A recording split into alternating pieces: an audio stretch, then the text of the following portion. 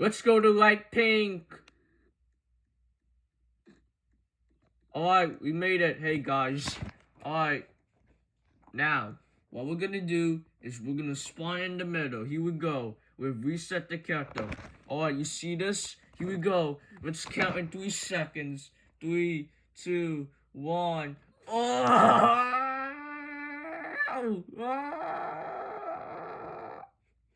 I reset the character in the light pink in the Mega Mobile Run Pit. If you like Kevin's videos, go watch this video now.